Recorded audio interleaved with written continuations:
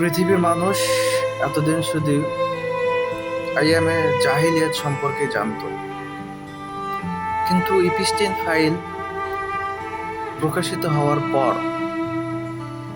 মানুষ এক নতুন অন্ধকার ভয়ঙ্কর জগৎ সম্পর্কে জানতে পারল, যেটা হাজারটা আইএমএ জাহিলিয়াতের চেয়েও ভয়ঙ্কর, যেখানে রয়েছে নরপিশাচ,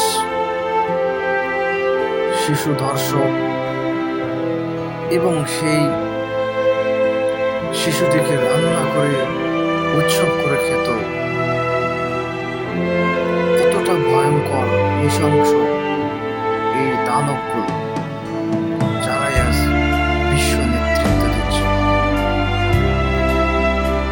আপনারা সবাই এই ইপিস্টিন ফাইল সম্পর্কে জানুন, পড়ুন, এটা জানা জরুরি।